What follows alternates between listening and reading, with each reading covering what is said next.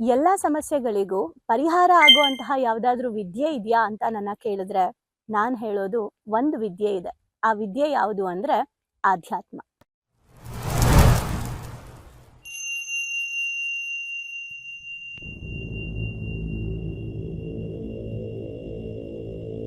ಹೌದು. ಆಧ್ಯಾತ್ಮ ಅನ್ನೋದು ವಿದ್ಯೆನ ಅಥವಾ ಜೀವನ ಶೈಲಿನ ಅನ್ನೋ ಗೊಂದಲದಲ್ಲೇ ಇವತ್ತು ತುಂಬಾ ಜನ ನಾವಿದ್ದೀವಿ. ಆದ್ರೆ ಈ ಗೊಂದಲಗಳಿಂದ ನಿಮಗೆ ಉತ್ತರ ಸಿಗೋದಕ್ಕೆ, ಸ್ಪಷ್ಟತೆ ಸಿಗೋದಕ್ಕೆ, ಬರೀ ನಿಮಗೆ ಆಧ್ಯಾತ್ಮದ ಬಗ್ಗೆ ಸ್ಪಷ್ಟತೆ ಸಿಗೋದು ಮಾತ್ರ ಅಲ್ಲದೆ ಯಾವ ಸಾಧನೆಗಳನ್ನ ಮಾಡಬೇಕು, ಹಂತ ಹಂತವಾಗಿ ಹೇಗೆ ನಾವು ಆಧ್ಯಾತ್ಮದ ಅಭ್ಯಾಸಗಳನ್ನ ರೂಢಿಸ್ಕೋಬೇಕು, ನಮ್ಮ ಬದುಕಿನ ಶೈಲಿಯಲ್ಲಿ ದಿನನಿತ್ಯದ ನಮ್ಮ ಡೈಲಿ ರೊಟೀನಲ್ಲೂ ಕೂಡ ಯಾವ ರೀತಿ ನಾವು ಆಧ್ಯಾತ್ಮವನ್ನ ಅಳವಡಿಸ್ಕೋಬೇಕು ಅನ್ನೋದ್ರ ಬಗ್ಗೆ ಯಾರಿಗೆಲ್ಲ ತಿಳ್ಕೋಬೇಕು ಅನ್ನೋ ಆಸಕ್ತಿ ಇದೆ ಅವರಿಗೋಸ್ಕರ ಭಾವನೆಗಳಿಗೊಂದು ಶಾಲೆಯಲ್ಲಿ ನಮ್ಮ ಆಧ್ಯಾತ್ಮದ ತರಬೇತಿ ಶುರುವಾಗ್ತಾ ಇದೆ. ಆಲ್ರೆಡಿ 1 ವರ್ಷ ಕಂಪ್ಲೀಟ್ ಆಗಿ ಈಗ ನಮ್ಮ 2ನೇ ಬ್ಯಾಚ್ ಸ್ಟಾರ್ಟ್ ಆಗ್ತಾ ಇದೆ. ಸೊ ಜೂನ್ ತಿಂಗಳಿಂದ ಇದು ಶುರುವಾಗ್ತಾ ಇದೆ. ಆದ್ರೆ ಇದಕ್ಕೆ ರಿಜಿಸ್ಟ್ರೇಷನ್ ಈಗ ಶುರುವಾಗಿದೆ. ನಮಸ್ತೆ. ಓದ್ತಾ ಇರುವಂತಹ ಪುಸ್ತಕದ ಹೆಸರು ಮ್ಯಾನೇಜ್ಮೆಂಟ್ ಭಗವದ್ಗೀತೆ ಯಶಸ್ಸಿಗೆ ಕೃಷ್ಣ ಸೂತ್ರಗಳು. ಬರ್ದಿರೋದು ಮಹಾಬಲ ಸೀತಾಳಭಾವಿ ಸರ್. ಸೊ ನಿನ್ನೆ ನಾವು ಪ್ರೆಷರ್ ಬಗ್ಗೆ ತಿಳ್ಕೊಂಡ್ವಿ. ಸೊ ಪ್ರೆಷರ್ನ ಗೆದ್ರೆ ಯುದ್ಧನ ಗೆದ್ದಂಗೆ ಅಂತ. ಕುಕ್ಕರಲ್ಲಿ ಪ್ರೆಷರ್ ಇರುತ್ತಲ್ಲ, ಆ ಪ್ರೆಷರ್ ಬಂದ್ರೆ ತಾನೆ ಅನ್ನ ಆಗೋದು. ಸೊ ಅದನ್ನ ಗೆಲ್ತು ಕುಕ್ಕರ್ ಅಂತ. ಹಂಗೆ ನಮ್ಮ ಲೈಫಲ್ಲಿ ಪ್ರೆಷರ್ನ ಗೆಲ್ಬೇಕು. ಮೇಡಮ್, ಹಾಗಿದ್ರೆ ಕೃಷ್ಣ ಅರ್ಜುನನ್ಗೆ ಯಾವ್ದ್ರ ಮೂಲಕ ಪ್ರೆಷರ್ನ ಕ್ಲಿಯರ್ ಮಾಡ್ಕೊಟ್ಟ ಅಂತ ಒಂದು ಐಡಿಯಾ ಹೇಳ್ಬೋದಾ ಅಂದ್ರೆ ನೆಕ್ಸ್ಟ್ ಕಂಟಿನ್ಯೂ ಮಾಡೋಣ. ಅರ್ಜುನನ ಮೇಲಿರುವ ಒತ್ತಡವನ್ನು ನಿವಾರಿಸಲು ಕೃಷ್ಣ ಕ್ರಮಬದ್ಧವಾಗಿ 3 ತಂತ್ರಗಳನ್ನ ಬಳಸ್ತಾನೆ. ನಾನು ನಿನ್ನೆ ಅದನ್ನ ಹಿಂಟ್ ಕೊಟ್ಟಿದ್ದೆ, ನೆನಪಿದ್ಯಾ? ನಮ್ಮ ಭಾವನೆಗಳಿಂದ ಮನಸ್ಸಿಂದ ದೇಹ ಹೆಂಗ್ ಎಫೆಕ್ಟ್ ಆಗುತ್ತೆ ಅಂತ ಸೇಮ್ ಇಲ್ಲಿ ಎಷ್ಟು ಚೆನ್ನಾಗಿ ಹೇಳಿದ್ದಾರೆ ನೋಡಿ. ದೈಹಿಕ ಮಾನಸಿಕ 1, ಬೌದ್ಧಿಕ 2 ಅಂದ್ರೆ ಥಿಂಕ್ ಮಾಡೋದು, ಆಧ್ಯಾತ್ಮಿಕ 3 ರೀತಿಯಲ್ಲಿ ಕೃಷ್ಣ ಅರ್ಜುನನ್ನ ಹೇಗೆ ನೀನು ಒತ್ತಡ ನಿವಾರಣೆ ಮಾಡ್ಕೋಬಹುದು, ನಿಭಾಯಿಸಬಹುದು ಅಂತ ಹೇಳ್ಕೊಡ್ತಾರೆ. ಈಗ ಕೃಷ್ಣ ಯಾರು ಇಲ್ಲಿ ಹೇಳ್ತಾ ಇರೋದು, ಆಯ್ತಾ? ಕೃಷ್ಣ ಹೇಳ್ತಿದ್ದಾರೆ. ಅರ್ಜುನ ಯಾರು? ನೀವೆಲ್ರು, ನಾನು. ಅಂದ್ರೆ ಯಾರ್ಯಾರು ಓದ್ತಾ ಇದೀವಿ, ನೋಡ್ತಾ ಇದೀವಿ, ಎಲ್ಲರೂ ಅರ್ಜುನ. ಈಗ ಕೃಷ್ಣ ಹೇಳೋದನ್ನ ನಾವು ನಮ್ಮ ಲೈಫ್ಗೆ ಹಾಕೊಳ್ಳೋಣ. ಮೊದಲು ದೇಹ ಹಾಗೂ ಮನಸ್ಸಿನ ಮೇಲೆ ನಿಯಂತ್ರಣವನ್ನ ಇಟ್ಕೋ ಅಂತ ಕೃಷ್ಣ ಹೇಳ್ತಾರೆ. ನೀನು ಒತ್ತಡ ಬರಬಾರ್ದು, ನಿಂಗೆ ಪ್ರೆಷರ್ ಬರಬಾರ್ದು ಅಂದ್ರೆ ಫಸ್ಟು ನಿನ್ನ ಮೈಂಡ್ ಅಂಡ್ ಬಾಡಿನ ಕಂಟ್ರೋಲ್ ಅಲ್ಲಿ ಇಟ್ಕೋ ಅಂತ. ಹೇಗೆ ಕಂಟ್ರೋಲ್ ಅಲ್ಲಿ ಇಟ್ಕೊಳ್ಳೋದು ಅಂತ ಕೇಳಿದಾಗ ಕೃಷ್ಣ ಹೇಳ್ತಾರೆ, ಯೋಗ ಮಾರ್ಗವನ್ನ ಅನುಸರಿಸು. 6 ಗಂಟೆಯಿಂದ 7 ಗಂಟೆ ತನಕ ಬೆಳಗ್ಗೆ ನಾವು ಯೋಗ ಮಾರ್ಗ ಮಾಡ್ತಾ ಇದ್ದೀವಿ. ಎಷ್ಟು ಜನ ಯೋಗಾಗೆ ಇನ್ನ ಜಾಯಿನ್ ಆಗಿಲ್ಲ? ಫಸ್ಟ್ ಜಾಯಿನ್ ಆಗಿ ಯೋಗ ಅನ್ನೋದು ಏನು ಅಂತ ಈಗ ಕೃಷ್ಣ ಹೇಳ್ತಾರೆ, ಕೇಳಿಸ್ಕೊಳ್ಳಿ. ಕೃಷ್ಣ ಹೇಳ್ತಾರೆ, ಯೋಗ ಅಂದ್ರೆ ಮತ್ತೇನು ಅಲ್ಲ, ಮನಸ್ಸನ್ನ ನಿಯಂತ್ರಿಸುವ ಕಲೆ. ಯೋಗ ಚಿತ್ತ ವೃತ್ತಿ ನಿರೋಧ ಅಂತ ಹೇಳ್ತಾರೆ. ಅಂದ್ರೆ ಮನಸ್ಸನ್ನ ಒಂದು ಕಡೆ ಕರ್ಕೊಂಡ್ಬಂದು, ಚಿತ್ತ ಎಲ್ಲೆಲ್ಲೋ ಇರುವಂತಹ ಚಿತ್ತವನ್ನ ಕರ್ಕೊಂಡ್ಬಂದು ನಾವು ಮನಸ್ಸಿನ ಕಡೆಗೆ ಇಟ್ಕೊಳ್ಳೋದೆ ಯೋಗ ಚಿತ್ತ ವೃತ್ತಿ ನಿರೋಧ ಅಂತ. ಒಂದು ಕಡೆ ಇಡೋದು. ಯೋಚನೆಗಳನ್ನ ನಿಯಂತ್ರಿಸುತ್ತೆ. ಯೋಗದಿಂದ ಆತ್ಮ ಕೂಡ ಶುದ್ಧಿ ಆಗತ್ತೆ. ಮೂಗಿನ ತುದಿಯನ್ನ ನೋಡ್ತಾ ಏಕಾಗ್ರತೆಯನ್ನ ಸಾಧಿಸು. ಎಲ್ಲಾ ಭಯಗಳಿಂದ ಮುಕ್ತನಾಗು. ಮನಸ್ಸನ್ನ ನನ್ನಲ್ಲಿ ವಿಲೀನಗೊಳಿಸು. ಇದೇ ಯೋಗ ಮಾರ್ಗ ಅಂತ ಕೃಷ್ಣ ಹೇಳ್ತಾರೆ. ಯಾರಿಗೆ ಯೋಗ ಸೂಕ್ತ ಅಂತ ಕೃಷ್ಣ ನೆಕ್ಸ್ಟ್ ಕಂಟಿನ್ಯೂ ಮಾಡ್ತಾರೆ. ಈಗ ಗೊತ್ತಾಯ್ತಾ? ಯೋಗ ಮಾಡೋದ್ರಿಂದ ಬರೀ ದೇಹಕ್ಕೆ ಮಾತ್ರ ಅಲ್ಲ, ಮನಸ್ಸು ಮತ್ತೆ ಭಾವನೆಗಳು ಕೂಡ ನಾವು ಬ್ಯಾಲೆನ್ಸ್ಡ್ ಆಗಿ ಇಟ್ಕೊಳ್ಳಕ್ಕೆ ಹೆಲ್ಪ್ ಆಗುತ್ತೆ. ಯಾರಿಗೆ ಹಾಗಿದ್ರೆ ಯೋಗ ಸೂಕ್ತವಾಗುತ್ತೆ ಅಂದ್ರೆ, ಅತಿಯಾಗಿ ತಿನ್ನುವವನಿಗೆ ಅಥವಾ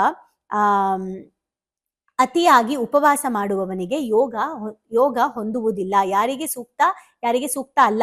ತುಂಬಾ ತಿಂತೀನಿ ನಾನು ಅನ್ನೋನಿಗೆ, ನಾನು ಯಾವಾಗ್ಲೂ ಉಪವಾಸ ಮಾಡ್ತೀನಿ ಅನ್ನೋನಿಗೆ ಯೋಗ ವರ್ಕ್ ಆಗಲ್ಲ. ಅತಿಯಾಗಿ ನಿದ್ದೆ ಮಾಡೋನಿಗೆ, ನಾನು ಯಾವಾಗ್ಲೂ ಎದ್ದಿರ್ತೀನಿ ಅನ್ನೋನಿಗೆ ಯೋಗ ವರ್ಕ್ ಆಗಲ್ಲ. ಆಹಾರ ನಿದ್ದೆಗಳಲ್ಲಿ ಸಮತ್ವ ಸಾಧಿಸುವವನಿಗೆ, ಆಹಾರ ಮತ್ತೆ ನಿದ್ದೆಯಲ್ಲಿ ನಾವು ಯಾರು ಸಮತ್ವ ಬ್ಯಾಲೆನ್ಸ್ ಇಟ್ಕೊಂಡಿರ್ತಾರೆ ಅವರಿಗೆ, ಬದುಕಿನಲ್ಲಿ ನಾನು ಶಿಸ್ತನ್ನ ರೂಢಿಸ್ಕೊಬೇಕು ಅಂತ ಇರೋರಿಗೆ, ಹಾಗೆ ನಾನು ನನ್ನ ಲೈಫ್ನ ಒಂದು ದಿಕ್ಕಿನಲ್ಲಿ ತಗೊಂಡೋಗ್ಬೇಕು ಅಂತ ನಿರ್ಧಾರ ಮಾಡಿರೋರ್ಗೆ ಮಾತ್ರ ಯೋಗದಿಂದ ಪ್ರಯೋಜನ ಆಗತ್ತೆ. ಅಥವಾ ಆಫೀಸಲ್ಲಿ ಕುಳಿತು ಒತ್ತಡ ತೆಗೆದುಕೊಳ್ಳೋಕೆ ಸಾಧ್ಯ ಇಲ್ಲ ಅಂತ ನಿಮಗನ್ಸಿದ್ರೆ ನೀವು ಯೋಗವನ್ನ ಮಾಡಬೇಕು. ಏಕಾಏಕಿ ಈ ತಂತ್ರ ಬಳಸಕ್ಕೆ ನಿಮ್ಗಾಗದೇ ಇದ್ರೂ ಕೂಡ ಇದಕ್ಕೆ ನೀವು ಪ್ರಿಪೇರ್ ಆಗಬೇಕು. ಬದುಕಿಗೊಂದು ಶಿಸ್ತು ಬೇಕು, ಬದುಕಲ್ಲಿ ಡಿಸಿಪ್ಲಿನ್ ಬೇಕು.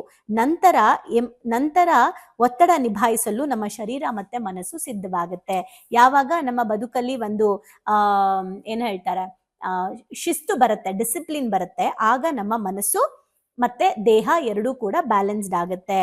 ಸೊ ಒತ್ತಡದಿಂದ ಪಾರಾಗಲು ಇಂದು ಲಕ್ಷಾಂತರ ಜನ, ಇವತ್ತು ಪ್ರೆಷರ್ ಇಂದ ತಪ್ಪಿಸ್ಕೊಳ್ಳೋಕೆ ಲಕ್ಷಾಂತರ ಜನ ಯೋಗದ ಮೊರೆ ಹೋಗ್ತಾ ಇದ್ದಾರೆ. ಇಲ್ಲಿ ನಾವು ಯೋಗಾಸನ ಕ್ಲಾಸ್ಗಳು, ಎಷ್ಟೊಂದು ಯೋಗಾಸನ ಕ್ಲಾಸ್ಗಳು ನಡೀತಾ ಇದೆ. ಯೋಗಾಸನ ಅಂದ್ರೆ ಕೇವಲ ದೈಹಿಕ ಕಸರತ್ತು ಮಾತ್ರ ಅಂತ ತಿಳ್ಕೊಂಡಿರೋರಿಗೆ ಇದು ಸಾಧ್ಯ ಇಲ್ಲ. ಒತ್ತಡವನ್ನ ಗೆಲ್ಲಬೇಕು ಅಂತ ಅನ್ಕೊಂಡು ಯಾರು ಯೋಗವನ್ನ ಸರಿಯಾಗಿ ಮಾಡ್ತಾರೆ, ಪ್ರಾಣಾಯಾಮ, ಯೋಗ, ಜ್ಞಾನವನ್ನ ಪಡ್ಕೊಳ್ತಾರೆ, ಅವರ ಮನಸ್ಸಿಗೆ ಇದು ಸಂಬಂಧಪಟ್ಟಿದ್ದು. ದೇಹ ಮತ್ತೆ ಮನಸ್ಸಿಗೆ ಎರಡಕ್ಕೂ ವ್ಯಾಯಾಮ ಮಾಡಬೇಕು ಅಂದ್ರೆ ಅದು ಯೋಗ ಮಾರ್ಗ ಅಂತ ಶ್ರೀಕೃಷ್ಣ ಪರಮಾತ್ಮ ಹೇಳಿರುವಂಥದ್ದು. ಸೊ ಈಗ ನೀವು ಹೇಳಿ, ನಿಮ್ಮ ಲೈಫಲ್ಲಿ ಆತಂಕ, overthink, negative things, negative ಥಾಟ್ಸ್ಗಳು ಪದೇ ಪದೇ ಬರ್ತಿದೆ, ಭಯ ಆಗ್ತಾ ಇದೆ, ಪ್ರೆಷರ್ ಜಾಸ್ತಿ ಇದೆ, work pressure, family pressure, self pressure, ಏನೆಲ್ಲ ಪ್ರೆಷರ್ ಇದೆ, ಕಂಟ್ರೋಲ್ ಮಾಡೋಕ್ಕಾಗ್ತಾ ಇಲ್ಲ. ಆ ಎಲ್ಲ ಒತ್ತಡ ಅನ್ನೋ ಯುದ್ಧವನ್ನ ಗೆಲ್ಲೋದಕ್ಕೆ ನಿಮಗಿರುವಂತಹ ಒಂದು ಬ್ಯೂಟಿಫುಲ್ ಅಸ್ತ್ರ ಯಾವುದು ಅಂದ್ರೆ ಅದು ಯೋಗ ಮಾರ್ಗ ಅನ್ನೋದನ್ನ ಕೃಷ್ಣನೇ ಹೇಳಿದ್ದಾರೆ. ಯಾವಾಗ ಹೇಳಿದ್ರು? ಅರ್ಜುನನ್ಗೆ ಯಾವಾಗ ಪ್ರೆಷರ್ ತಗೊಳಕ್ಕಾಗ್ಲಿಲ್ಲ ಯುದ್ಧ ಭೂಮಿಯಲ್ಲಿ, ಅವಾಗ ಕೃಷ್ಣ ಉಪದೇಶ ಮಾಡಿದ್ರು, ಯೋಗ ಮಾರ್ಗವನ್ನ ಅನುಸರಿಸು, ನಿನ್ನಲ್ಲಿ ಏಕಾಗ್ರತೆ ಜಾಸ್ತಿ ಆಗತ್ತೆ, ದೇಹ ಮತ್ತೆ ಮನಸ್ಸು ಸ್ಥಿರವಾಗತ್ತೆ, ಆತ್ಮ ಶುದ್ಧಿ ಆಗತ್ತೆ ಅಂತ. ಯೋಗದಿಂದ ಎಷ್ಟೆಲ್ಲ ಬೆನಿಫಿಟ್ ಇದೆ. ಹಾಗಿದ್ಮೇಲೆ ದಿನಾ ಯೋಗ ಮಾಡೋದು ನಮ್ಮೆಲ್ರಿಗೂ, ಇವತ್ತಿದನ್ನ ಯಾರೆಲ್ಲ ಕೇಳಿಸ್ಕೊಳ್ತಾ ಇದ್ದೀರಾ, ಕೃಷ್ಣನೇ ನಿಮ್ ಲೈಫಿಗೆ ಬಂದು ಹೇಳ್ತಾ ಇದ್ದಾರೆ ಅಂತ ಅನ್ಕೊಳ್ಳಿ. ಯೋಗ ಮಾಡೋಕೆ ಶುರು ಮಾಡಿ ಆ್ಯಂಡ್ ಯೋಗ ನಿರಂತರವಾಗಿ ಮಾಡಿ. ಇನ್ನ 2 ಟಾಪಿಕ್ ಏನು, ಇನ್ನ 2 ಟಿಪ್ಸ್ ಏನು ಹೇಳ್ಕೊಟ್ಟಿದ್ದಾರೆ ಅಂತ ನಾಳೆ ಎಪಿಸೋಡಲ್ಲಿ ತಿಳ್ಕೊಳ್ಳೋಣ. ಇವತ್ತೇನು ಅರ್ಥ ಆಯಿತು ಅಂತ ಕಮೆಂಟ್ ಮಾಡಿ. Thank you. ಭಾವನೆಗಳಿಗೊಂದು ಶಾಲೆಗೆ ಬಂದು ತುಂಬಾ ಖುಷಿ ಆಯ್ತು. ಲೈಫಲ್ಲಿ ತುಂಬಾ ಅಂದ್ರೆ ತುಂಬಾ ಕ್ಲಾರಿಟಿ ಬಂದಿದೆ. ತುಂಬಾನೇ ಬದಲಾವಣೆ ಆಗಿದೆ. ನಂಗೆ ತುಂಬಾ ಖುಷಿ ಇದೆ ನಾನು ಇಲ್ಲಿಗೆ ಬಂದಿರೋದು. ನನಗೆ ತುಂಬಾ ಖುಷಿ ಆಗ್ತದೆ. ಪ್ರತಿಯೊಂದಕ್ಕೂ ಸ್ಫೂರ್ತಿ ಸಿಕ್ಕಿದೆ, ನೆಮ್ಮದಿ ಸಿಕ್ಕಿದೆ. ಒನ್ ವರ್ಡ್ ಅಲ್ಲಿ ಹೇಳ್ಬೇಕಂದ್ರೆ ಇಟ್ ಈಸ್ ಅಲ್ಟಿಮೇಟ್. ಲೈಫ್ ತುಂಬ ಕಾಂಪ್ಲಿಕೇಟ್ ಅನ್ಕೊಂಡಿದ್ದೆ, ಬಟ್ ಈ ಕ್ಲಾಸಿಗೆ ಸೇರಿದ್ಮೇಲೆ ತುಂಬ ಈಸಿಯಾಗಿ ಅರ್ಥಪೂರ್ಣವಾಗಿ ಹೇಗೆ ಜೀವಿಸ್ಬೇಕು ಅನ್ನೋದು ಗೊತ್ತಾಯ್ತು. ಆಕ್ಚುಲ್ ಆಗಿ ನಂಗೆ ತುಂಬಾ ಖುಷಿ ಇದೆ ನಾನು ಇಲ್ಲಿಗೆ ಬಂದಿರೋದು. ಈ ಒಂದು ವರ್ಕ್ಶಾಪ್ ಬಂದಿರೋ ಉದ್ದೇಶ ಅಂದರೆ ತಾರಾ ಮೇಡಮು ಏನೇ ಕೊಟ್ಟರು ಒಂದು ಅದ್ಭುತವಾಗಿ ಸ್ಪೆಷಲ್ ಆಗಿ ಕೊಡ್ತಾರೆ ಅನ್ನೋ ನಂಬಿಕೆ ಇದೆ. ಈ ಒಂದು ವರ್ಕ್ಶಾಪಲ್ಲಿ ಇನ್ನೂ ಅದ್ಭುತವಾಗಿ ಸಿಗ್ತದೆ ಅಂತ ನಂಬ್ಕೊಂಡು ಬಂದಿದ್ದೀನಿ. ಖಂಡಿತ ಆಗುತ್ತೆ. ಡೈಲಿ ಹೊಸ ಟಾಪಿಕ್ ನಾವು ಡೈಲಿ ವೇಟ್ ಮಾಡ್ತಾ ಇರ್ತೀವಿ, ಇವತ್ತೇನು ಹೇಳ್ಕೊಡ್ತಾರೆ, ನಾಳೆ ಏನು ಹೇಳ್ಕೊಡ್ತಾರೆ ಅಂತೇಳಿ. ನಾನು ಎಲ್ಲರಿಗೂ ಹೇಳೋದಷ್ಟೇ, ಅವ್ರು ಕೊಡೋ ಎಲ್ಲ ಟಾಸ್ಕ್ನು ಚೆನ್ನಾಗಿ ಫಾಲೋ ಅಪ್ ಮಾಡಿದರೆ ನಿಮ್ಮ ಜೀವನ ಇನ್ನೂ ತುಂಬ ಚೆನ್ನಾಗಿರುತ್ತೆ. ಎಜುಕೇಶನ್ ಬಂದ್ಮೇಲೆ ನನ್ನ ಲೈಫ್ ಸೇವ್ ಆಯ್ತು ಅಂತಾನೆ ಹೇಳ್ಬೋದು. ಸೊ ಬಹಳನೇ ಖುಷಿ ಇದೆ. ನಮ್ಮನ್ನ ನಾವು ಟ್ರಾನ್ಸ್ಫಾರ್ಮ್ ಮಾಡ್ಕೊಂಡು ಈ ಹ್ಯಾಬಿಟ್ಸ್ ಎಲ್ಲ ನಾವು ಇನ್ಸ್ಟಾಲ್ ಮಾಡ್ಕೊಂಡ್ರೆ ನಮ್ಮ ಲೈಫ್ ಖಂಡಿತವಾಗ್ಲೂ ಸಕ್ಸಸ್ಫುಲ್ ಆಗುತ್ತೆ ಅಂತ ಅಂದ್ಬಿಟ್ಟು. ಸೊ ನಿಮ್ಮ ಲೈಫ್ ಚೇಂಜಿಂಗ್ ಟ್ರಾನ್ಸ್ಫಾರ್ಮೇಶನ್ ಅಂತ ಅಂದ್ರೆ ಇದಕ್ಕೆ ಎಮೋಜಿಮ್ is the most and main ಕಾರಣ ಅಂತಾನೆ ಹೇಳ್ತೀನಿ. ಎಕ್ಸ್ಪ್ರೆಸ್ ಮಾಡ್ಬೇಕಂದ್ರೆ ಒಂದು ವರ್ಡ್, ಅದು ಭಾಳ ಚಿಕ್ಕದಾಗತ್ತೆ. ಅದು ಏನಂತಂದ್ರೆ ಥ್ಯಾಂಕ್ ಯು ಅನ್ನೋಂಥ ವರ್ಡ್ ಮಾತ್ರ ನಾನು ಎಕ್ಸ್ಪ್ರೆಸ್ ಮಾಡ್ಬೋದು. ಒಂದೊಂದು ಸ್ಟೆಪ್ಪಲ್ಲೂ ನಾವು ಚೇಂಜ್ ಆಗ್ತಿದ್ದೀನಿ ಅನ್ನೋದು ತುಂಬ ನನಗೆ ಅಳವಡಿಕೆ ಆಗ್ತಿದೆ. ಮತ್ತು ಎಲ್ಲ ಸ್ಕೂಲು ಕಾಲೇಜ್ಗಳಲ್ಲೂ ಇದೊಂದು ಸಬ್ಜೆಕ್ಟ್ ಅಂತ ಇಡಬೇಕು ಮಕ್ಕಳಿಗೆ. ಎಲ್ರಿಗೂ ಯೂಸ್ ಆಗುವಂಥ ಕ್ಲಾಸ್ ಇದು, ಯೂನಿಕ್ ಆಗಿದೆ. ಇಮೋಜಿಮ್ ಟೀಮ್ಗೆ ಥ್ಯಾಂಕ್ ಯು. ಇದೆಲ್ಲ ನಡೆಸ್ತಾ ಇರುವಂಥ ತಾರಾ ಮೇಡಮ್ಗೆ, ಸಂದೇಶ್ ಸರ್ಗೆ, ಜೊತೆಗೆ ಎಮೋಜಿಮ್ ಟೀಮ್ಗೆ thank you so much. So ಯಾರ್ಯಾರೆಲ್ಲ ಸೇರ್ಕೊಂಡಿಲ್ಲ ದಯವಿಟ್ಟು ಸೇರ್ಕೊಳ್ಳಿ. So it is very utilizing. Life long ಯಾರಿಗಾದ್ರೂ ಚಿರಋಣಿಯಾಗಿರ್ತೀವಿ ಅಂದರೆ ಅದು ಸಂದೇಶನ ಮತ್ತು ತಾರಾ. ಸೊ ಬನ್ನಿ ಭಾವನೆಗಳಿಗೊಂದು ಶಾಲೆನ ಎಂಟರ್ ಆಗಿ ಅದನ್ನ ಫೀಲ್ ಮಾಡಿ. ಅಂದ್ರೆ ರಿಕ್ವೆಸ್ಟ್ ಮಾಡ್ಕೊಂತಿದ್ದೀನಿ ನಿಮಗೆ, ಇದರಿಂದ ಲಾಸ್ ಆಗೋದಂತೂ ಏನೂ ಇಲ್ಲ, ಬಟ್ ಲೈಫಲ್ಲಿ ತುಂಬಾನೇ ಪಡ್ಕೊಂತೀನಿ ನಾನು. ಅದಕ್ಕೆ ನಾನು ಶೋರ್ ಗ್ಯಾರಂಟಿ ಕೊಡ್ತೀನಿ ನಾನು. ಎಲ್ಲೋ thank you to Tara ma'am and Sandesh sir. Thank you to whole my ಎಮೋಜಿಮ್. Thank you.